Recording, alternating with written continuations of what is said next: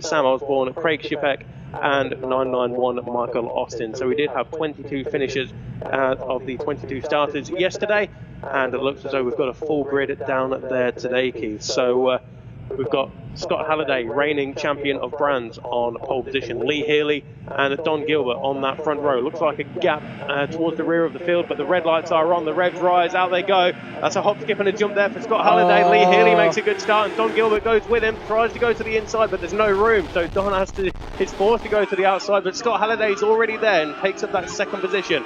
Lee Healy, 224, leads the way as they go up towards Druids for the first time of 12. Ahead of Scott Halliday, who's looking for the long way round. And Scott yesterday said wherever he wanted to make the move, Lee knew that and put his bike exactly where he wanted it. But Scott goes to the inside at Graham Hill Bend, his favourite move. He's not going to wait today, is he? I think he knew maybe hesitated a little bit yesterday.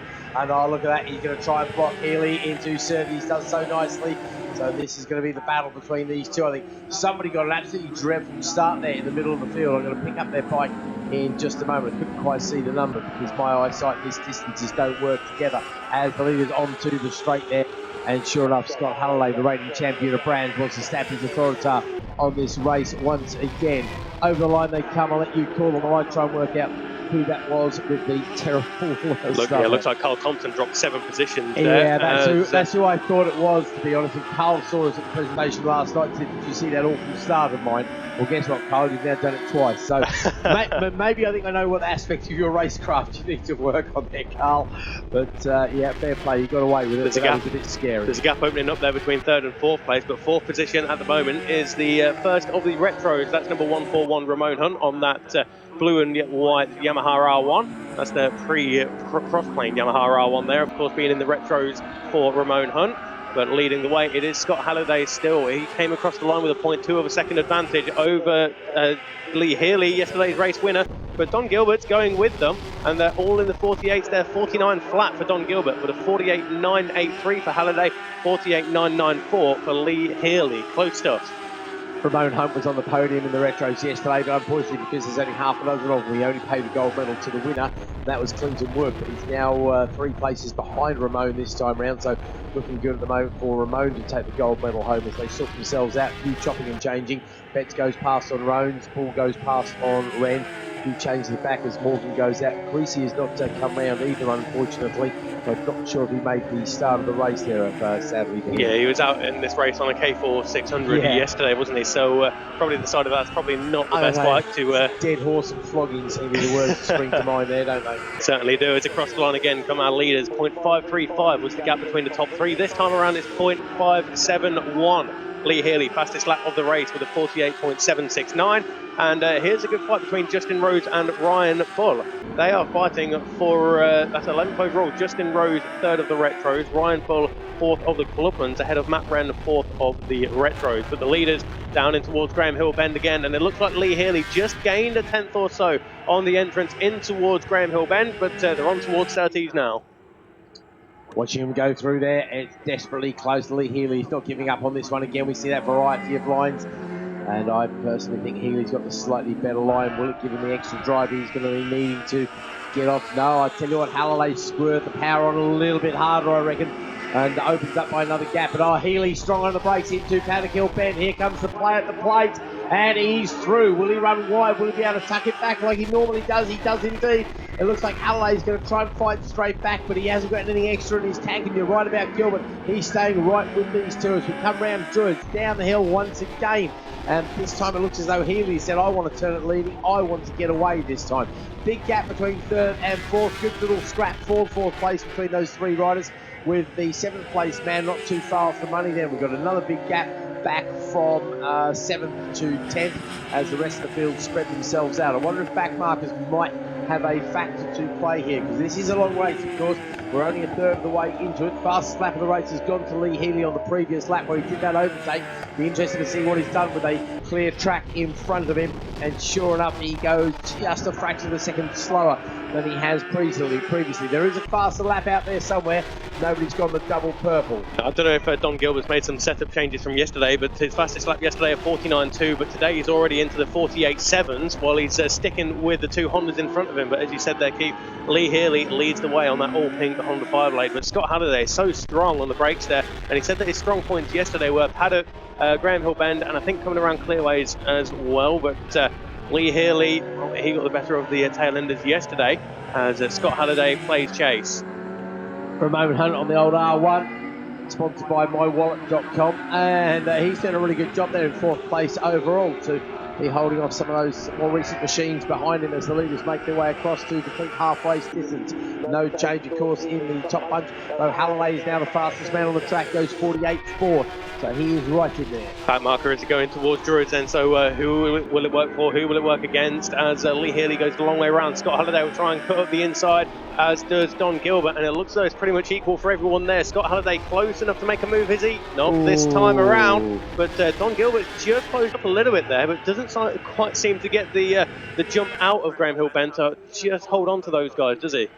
That was very close by Halliday on Healy there. I thought we were going to see some rubber-to-rubber action. It's never a good thing to see on a good day in any sort of circumstances, really, as they come off of Clark Curve back towards the line once more. No change between these three.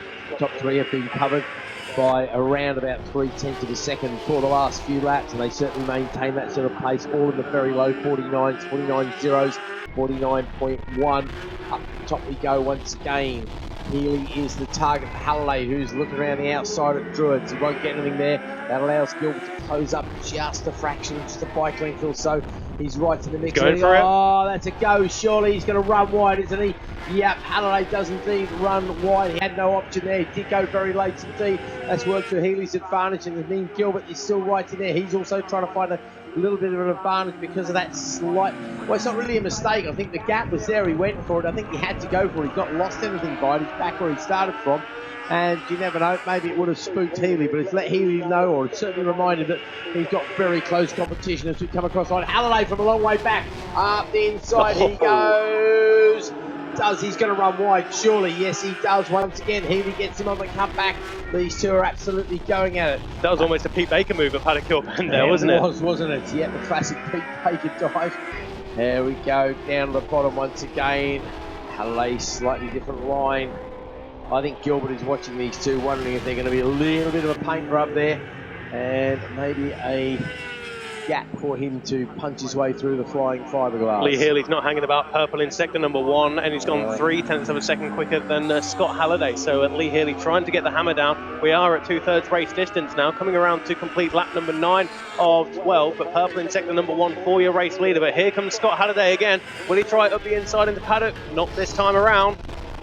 He got very close to his back end there. I tell you, the other battle I've just realised has been a change for my friend. We've got Kennelly moving up into 4th place, but it's our clubman favourite, I would say, for Tommy Jones there. And again, not a huge field of clubmans this year, but Tommy Jones comes across the line, but it's Hunt and Wood behind him. They're only separated by a few tenths of a second, and those two guys are battling it out for the retro crown as our leaders are now catching yet another back marker. We're going to be 10 laps into the race, and they trip across the line the next time. So they're going to have maybe just the one, maybe two back markers to deal with. There's the back marker up at Clearways. And surely Healy is being held up just a little bit there, being forced out wide. He goes the long way round, and down the inside comes Halliday. Is this the advantage he's been looking for? It is. He takes the lead before we get to the start-finish line. Healy is surely going to fight straight back into Paddock Hill Bend, but we know how strong Halliday is there. And sure enough, he takes the perfect line, holds on to it, and gets the cut back. Up the hill we go then. We're running out of time. Just a couple of laps left. They're probably getting pit boards down there, so they know what's going on there. Gilbert is looking to move up. Healy looks to the inside on the exit off Druids. Can't do anything down there. Him to Graham Hill we go. Still line astern between the three of them. Absolutely knocking lumps out of each other. A little bit of fresh air under Halliday's wheel as he powers his way up towards 30. And again, no room for Healy there. Up we go, 3 different lines into Clearways. Yep, what was interesting there as well is Scott Halliday didn't use all of the track on the entrance in towards Surtees as well. He's trying his hardest to keep Lee Healy behind him here. He's definitely playing the blocking game. Been watching that into Paddock Hill Bend. He doesn't take the ideal line. Last lap. Here we go. This is it. This is make-o, break-o time. Up we go, down through the dip, which feels like a real bump on these big machines, the speed they're doing. Nose to tail all the way around Druids. Are the back markers going to play a part? I really hope not. Halliday's going to lead. Healy, he takes the inside there a little bit tighter. Maybe he's compromised his line. Halliday, a little bit of a squirt on the inside as he comes up towards Surtees. He's going to force Healy around the outside. He can't do anything there. Gilbert trying to pick the pieces up. Here we go then, 3 different lines. Healy looks at the inside of Halliday, can't do anything there. Surely this is Halliday's to lose now. They both squeeze the power and as hard as they dare. There's a back marker there, won't come into play. Here we come, down the front straight. One goes each side of the back marker. Over the line we go, the top 3 at the end of that exciting race is separated by, once again, 0.3 of a second. Fastest lap when he needed the fastest lap goes to Scott Halliday with a 48.416, but Healy does a 48.422. So 6,000ths of a second away from him, and then just 400ths away from that was Don Gilbert. It's Kentley who misses in 4th. It's Jones who takes yet another Clubman win ahead of Ramon Hunt. So I think that's Ramon's first ever retro win ahead of Clinton Wood, who picks up 20 more valuable points in his championship chase. Wormhole finishes 5th in class, 8th overall, with the second of the Black Clubman to Blackwood ahead of Betts. And then Carl Thompson makes up for that absolutely woeful start by finishing in 11th place overall and 6th in class ahead of Bull, Hayes, Rose, Red, and then Driscoll, Ellis and Morgan.